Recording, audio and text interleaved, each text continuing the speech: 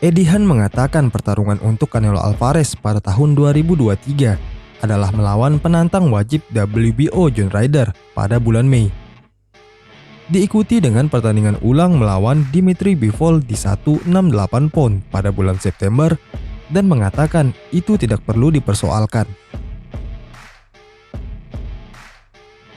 Ini akan membutuhkan beberapa orang dari pihak Hearn untuk membuat Canelo Alvarez setuju untuk mempertahankan sabuk kelas menengah supernya yang tak terbantahkan melawan Dimitri Bivol. Karena dia tidak mungkin menyukai gagasan ini. Namun jika Canelo ingin mengalahkan Bivol di pertarungan kedua, mereka harus menyamakan kedudukan dengan membuatnya mengorbankan berat badan. Kami menyaksikannya pada Mei lalu, bahwa Bivol terlalu besar, terlalu cepat dan terlalu terampil untuk Canelo di 175 pounds. Mengingat semua keuntungan yang dimiliki Bivol untuknya, pertandingan ulang akan sama jika pertarungan itu dilakukan di 175 pound lagi. Oleh karena itu, dorongan oleh promotor Matchroom Boxing Eddie Hearn untuk mengatur pertarungan Canelo versus Bivol kedua di 168 pound untuk membuat segalanya lebih adil. Eddie Hearn tidak menyebut juara sementara kelas menengah super WBO Ryder sebagai pertarungan pemanasan untuk Canelo, yang menjalani operasi pergelangan tangan kiri dan membutuhkan pertarungan yang tidak terlalu beresiko untuk pertandingan pada bulan Mei sebelum pindah ke pertemuan yang lebih berbahaya dalam pertandingan ulang dengan Dimitri Bivol. Persepsi dari penggemar tinju adalah Ryder yang kini berusia 34 tahun memang merupakan pertarungan pemanasan untuk Canelo. Jadi mereka sudah mengantisipasi pertandingan ulang dengan superstar Meksiko itu melawan Dimitri Bivol. Canelo Alvarez akan kembali pada bulan Mei. Ini adalah pertarungan comeback dari cederanya, dan aku yakin dia akan melawan penantang wajibnya yakni John Ryder, ungkap Eddie Hearn kepada EFL TV. Kemudian aku akan mempertaruhkan semuanya dan mengatakan Canelo Alvarez akan melawan Dimitri Bivol untuk mempertahankan gelar juara di 168 pounds. Ada banyak pekerjaan yang harus diselesaikan, tetapi Dimitri Bivol siap menghadapi tantangan itu. Dimitri Bivol hanya menginginkan warisan. Dia memiliki peluang jika dia dapat mengalahkan Canelo Alvarez untuk melawan Beterbiev dalam pertarungan berikutnya untuk yang tak terbantahkan di 175 pounds. Antoniat melawan Beterbiev pada 28 Januari mendatang. Jika dia menang, dia akan melawan Bivol. Semoga berhasil untuk Antoniat. Aku menyukainya. Aku pikir dia punya kesempatan. Callum Smith harus melawan pemenang pertarungan itu antara Beterbiev versus Yard. Pertarungan berikutnya akan diumumkan segera setelah bulan Maret.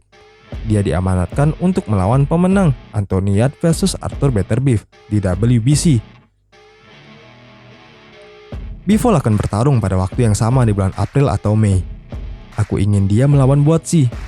Jika mengalahkan Joshua Buatsi, dia akan melawan Canelo Alvarez. Jika Joshua Buatsi menang, kemungkinan besar dia akan melawan Canelo Alvarez.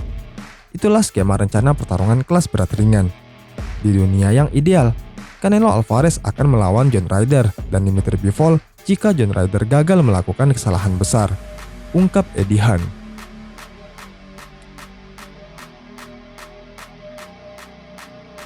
Sementara itu kabar lainnya, Gervonta Tank Davis mempersoalkan wawancara baru-baru ini dengan promotor Eddie Hearn, di mana dia mengatakan, dalam tanda kutip, bukan pemikir yang mendalam dan tidak pandai berbicara.